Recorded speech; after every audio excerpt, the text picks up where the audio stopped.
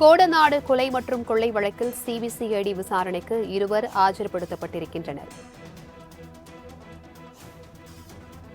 வழக்கில் தீபு, உதயகுமார் ஆகியோர் சிபிசிஐடி விசாரணைக்கு ஆஜராகியுள்ளதாக தகவல் வெளியாகியிருக்கிறது. இதுகுறித்தான கூடுதல் விவரங்களுடன் இணைகிறார் எமது செய்தியாளர் சுரேஷ். வணக்கம் சுரேஷ். தற்பொழுது கோடநாடு கொலை கொள்ளை வழக்கில் இருவர் விசாரணைக்காக ஆஜர்படுத்தப்பட்டிருக்கிறார்கள். இந்த விசாரணை குறித்தான முழு விவரங்களையும் பகிர்ந்துக்கோங்க. வணக்கம் பிரபாவதி. கோவை அவிநாசி சாலையில் உள்ள காவலர் பயிற்சி பள்ளி வளாகத்தில் அமைந்துள்ள சிபிசிஐடி அலுவலகத்தில் விசாரணைக்காக இன்று தீபு, உதயகுமார் ஆகியோர் நேரில் ஆஜராகியுள்ளனர். கோடநாடு கொலை கொள்ளை வழக்கில் விசாரணைக்காக நேரில் ஆஜராகுமாறு 4 பேருக்கு சம்மன் வழங்கப்பட்டிருந்தது. கோடநாடு கொலை கொள்ளை வழக்கில் 12 பேர் குற்றவாளிகளாக சேர்க்கப்பட்டுள்ளனர்.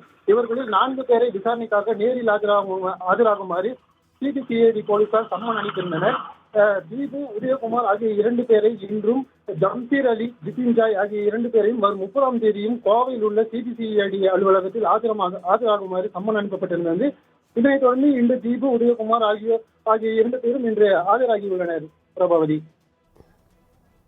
தகவல்களுக்கு நன்றி சுரேஷ்.